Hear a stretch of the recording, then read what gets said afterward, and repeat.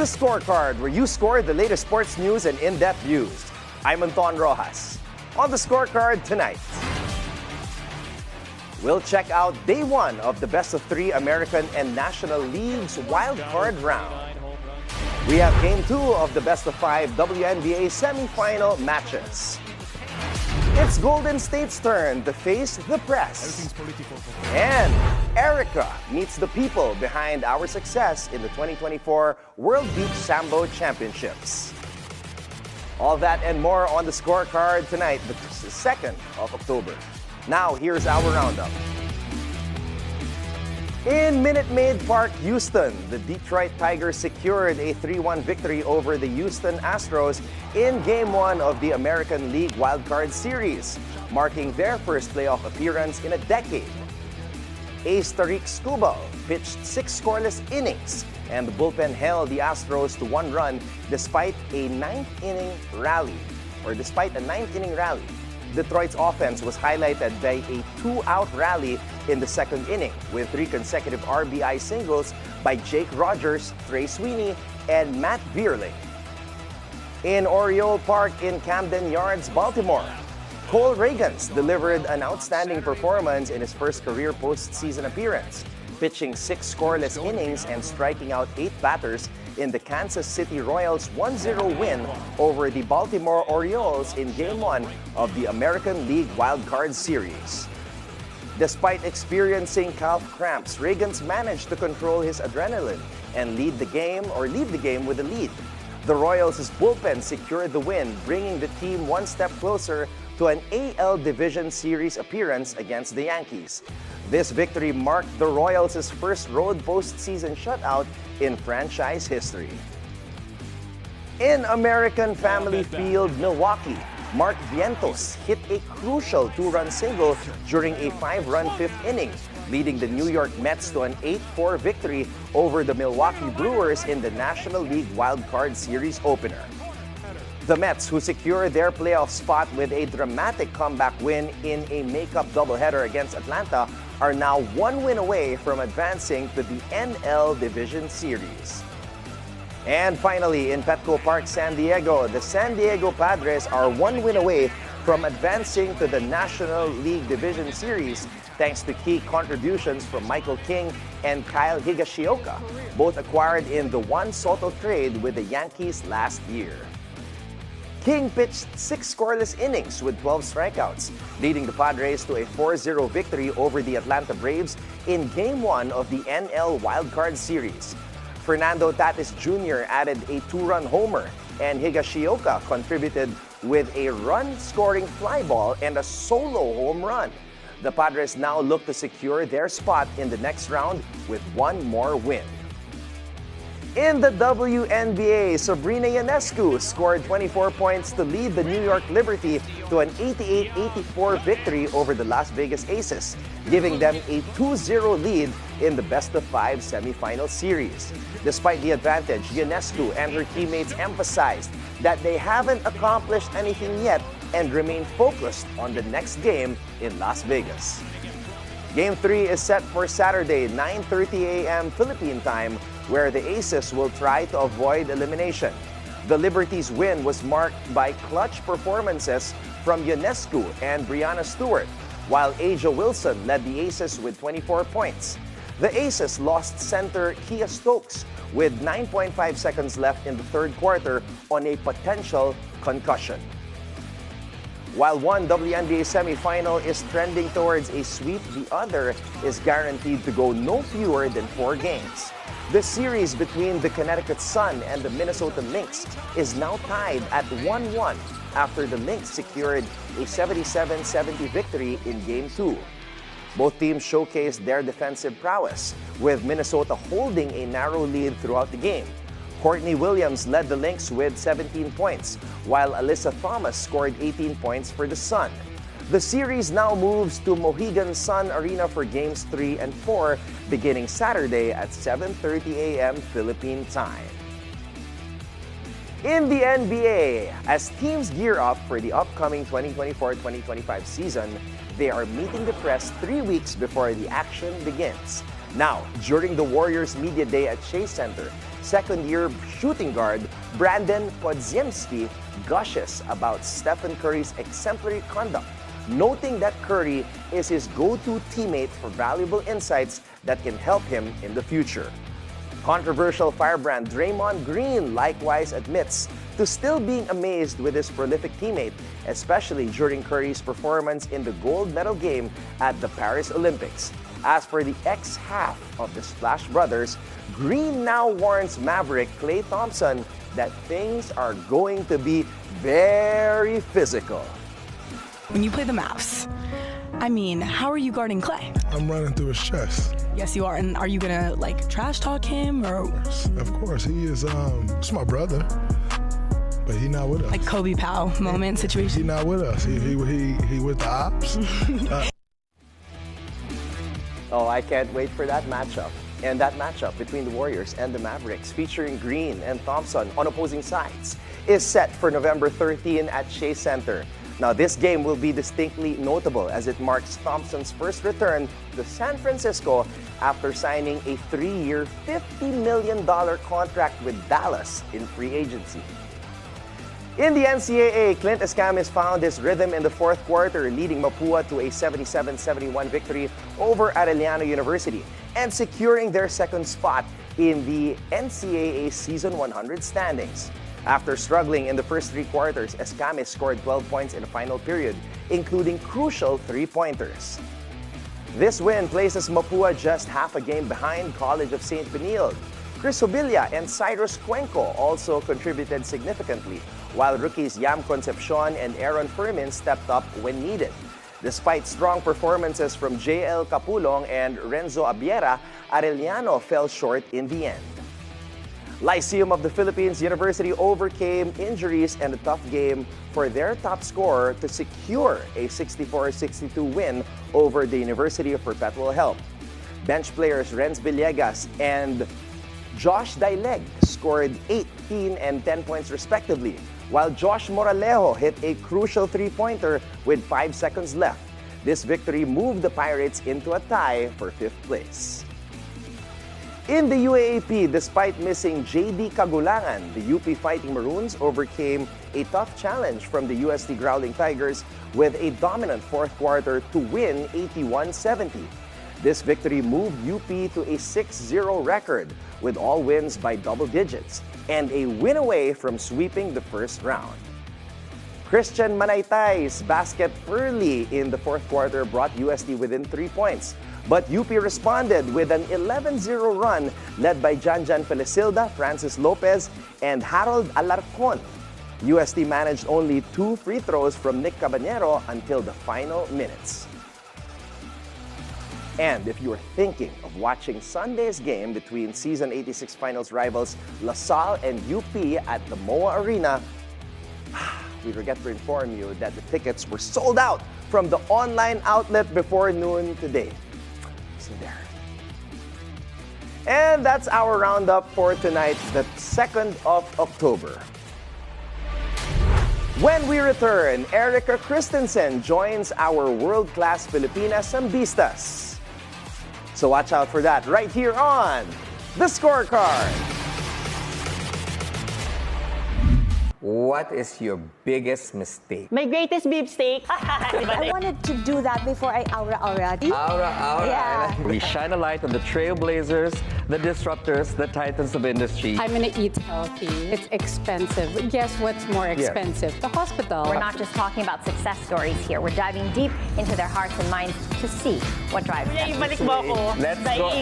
We are live. We are Industry Beat on BNC, the Billionario News Channel. It has no authorization. We hope and pray that it will not. Thanks for having me here. An orchestrated By myself, basically. We always say that.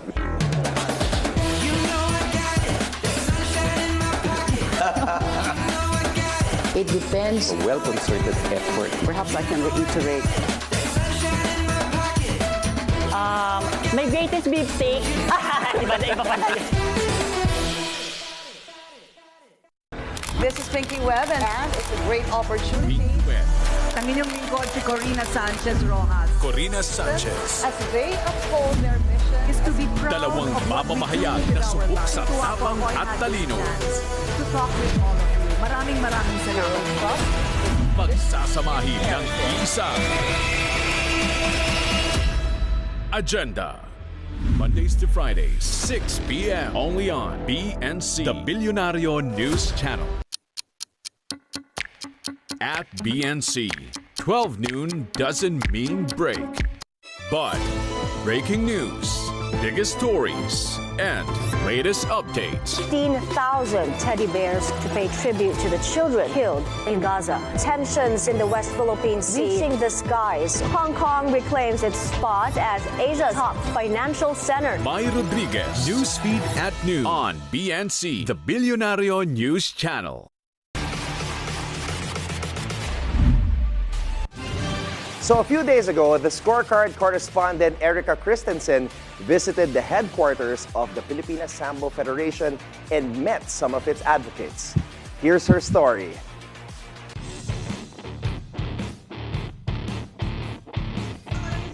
Sambo is where strength meets strategy in an incredible display of skill, grit, and will to win.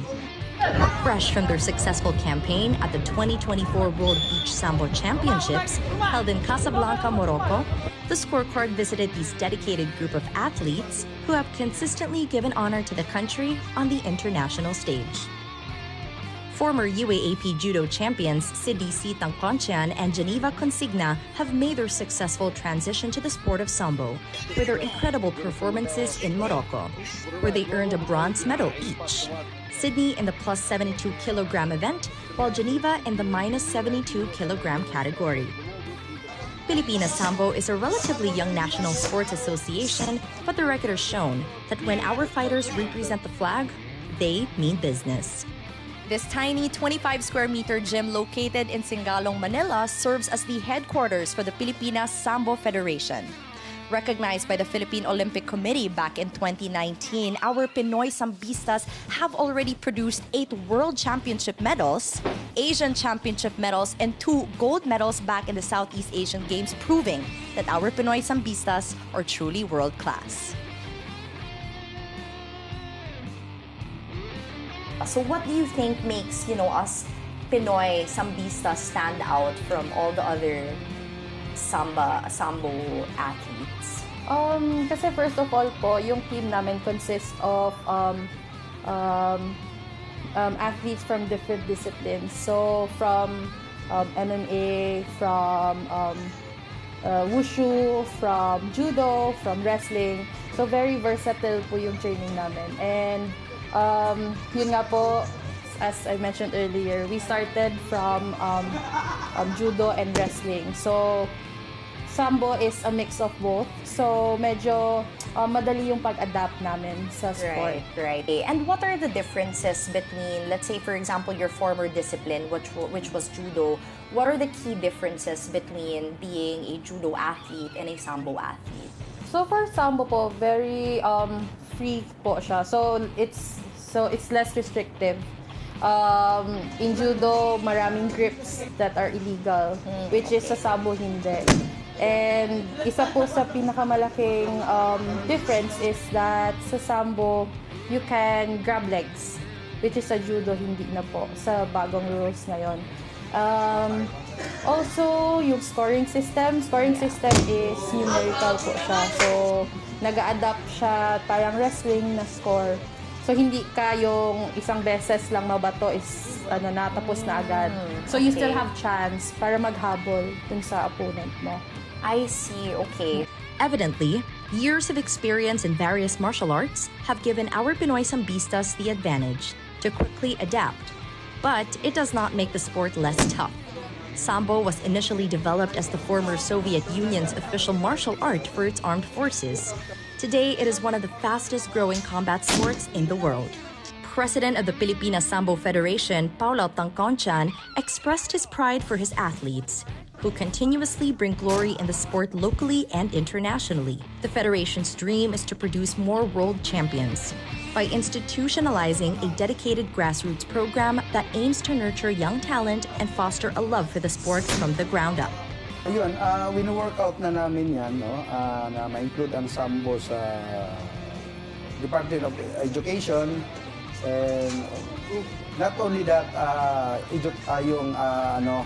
maganda rin itong sambo for physical activities. Kasi malaking potential natin dito kasi by weight category ito eh. Yes. And alam mo naman ang Pinoy, likas magaling sa suntukan.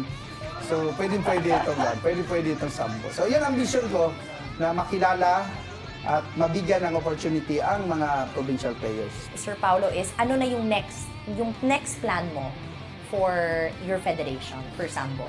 So, ang next plan namin, talagang nakafocus kami. Yung vision namin nakafocus doon sa grassroots program. And yun nga, may homecoming ako next week sa Davao. And balikan ko ulit yung mga the biggest public school sa Davao. Doon, we'll conduct series of seminars, tuturuan namin yung mga teachers para pagbalik namin. Not only the sport, gusto rin namin yung parang may guidance doon sa mga kabataan na yun nga, physical fitness, and yung mga teachers, turuan natin na matuto din silang mag-sambo. Sydney and Jeniva are proud homegrown talents, along with their fellow Pinoy Sambistas. They are determined to put the Philippines on the international sambo map. For Sydney in particular, her love for her chosen sport is what fuels her desire to bring honor to flag and country. I believe na if you're doing something, you should do it when you're happy. You should do it if it makes you happy. So for me, sambo makes me very happy, very fulfilled as of the moment. So, yun po yung lagi kong motivation pag naglalaro ako, na parang ginusto ko itong ginagawa ko. Like, I love what I'm doing. This tiny gym may seem humble, but it serves as a training ground for champions who are determined to bring glory to the country. As they continue to strive for excellence, the Pilipinas Sambo Federation stands as a testament to the power of hard work and the indomitable spirit of Filipino athletes. Reporting for the Scorecard, this is Erica Christensen. When the Scorecard returns, keep your eyes on the prize.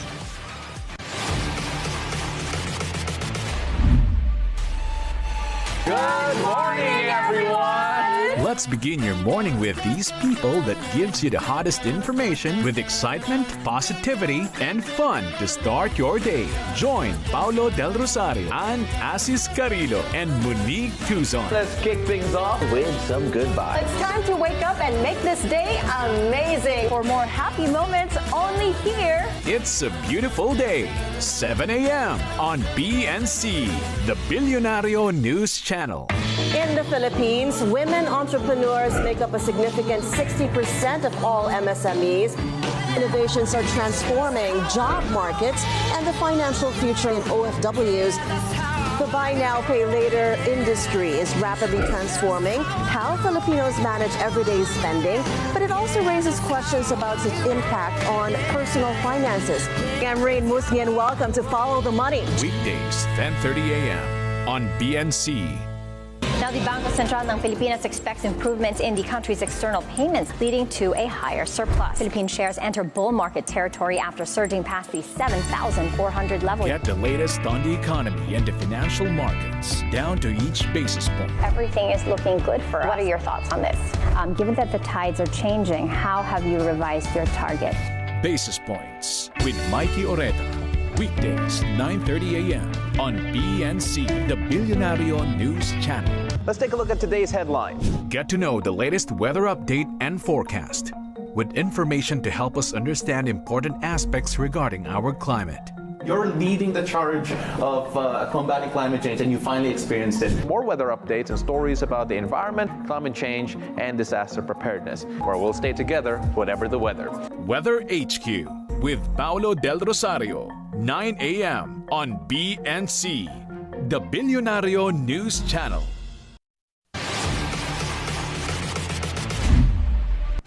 Welcome back to the Scorecard. It's time to keep your eyes on the prize. We'll break down the upcoming matchups to deliver key insights that might just give you the edge that you need to stay ahead of the game. This is for the boxing fans. We've got a thrilling title bout coming your way on Friday, October 4th from The Star in Sydney, Australia at 5 p.m. Philippine time. It's Jeniva Alim Kanuli defending his IBF middleweight belt against the undefeated Andre Mikhailovich in a 12-round clash that promises plenty of fireworks. Alim Kanuli, the man to beat at middleweight, undefeated with 15 wins and 10 knockouts, has cemented his place as the top dog in the middleweight division, holding both the WBO and IBF titles. Known for his methodical style, Alim Kanuli has drawn comparisons to Kazakh legend Gennady Golovkin. Fresh off a dominant win over Vincenzo Gualtieri to unify the IBF belt, Alim Kanuli enters as a massive favorite, minus 1,600 in this bout. But all is not smooth sailing for the Kazakh fighter. Alim Kanuli has faced challenges beyond the ring, including dehydration that forced the cancellation of their original fight in July. Now, fighting in enemy territory and dealing with the IBF's strict rehydration clause, he has a lot on the line. Now let's go to Mikhailovich, the underdog, with a puncher's chance standing in his way. That's Andre Mikhailovich, undefeated with 21 wins and 13 knockouts, a fearless and aggressive challenger from New Zealand with a reputation for making his opponents pay with hard punches. Now, although he's a plus 850 underdog, Mikhailovich has been vocal about his confidence, predicting a short night in his favor. Mikhailovich's last fight saw him blow through Les Sherrington in the first round. Now, he's poised to make the most of this world title opportunity, determined to write his name into the boxing history books. Now, this matchup is very intriguing. Alim Kanuli's measured technical approach will be tested against Mikhailovich's relentless aggression. The Kazakh fighter has proven to be a cerebral boxer, but Mikhailovich's forward-moving, all-action style could present problems, especially if Alim Kanuli struggles with the weight cut again. For Alim Kanuli, this fight is about securing his place at the top of the middleweight division and setting up a potential unification clash with rising stars like Hamza Shiraz. For Mikhailovich, this is a chance to shock the world and claim his first world title with his eyes set on making history. This bout might be flying under the radar compared to recent mega fights, but don't sleep on this one.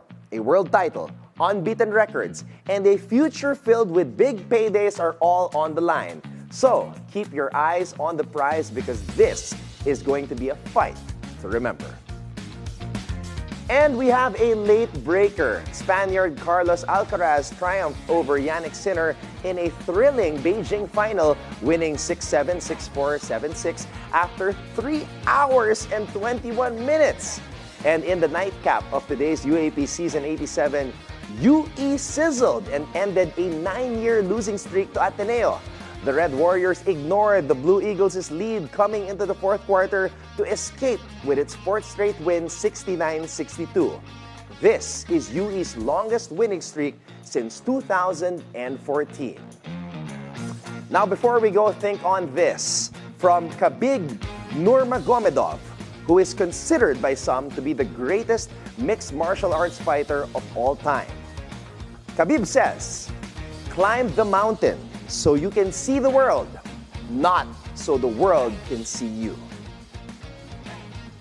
And with that, thank you for joining us tonight. We'll see you again here tomorrow on The Scorecard, where sports is our business and business is our sport, right here on the Billionaire News Channel. This has been Anton Roxas. Have a blessed evening. Good night.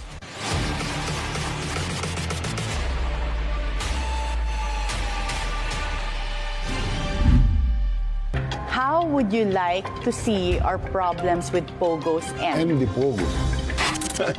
Would you consider running for office in the future? It would be hypocrisy to say no. At that time, how much was your first pay? If I'm not mistaken, it was like $120 per week. Oh, wow. So before we say goodbye to you, you can take off your sunglasses so people can see you better. Always stay at the forefront.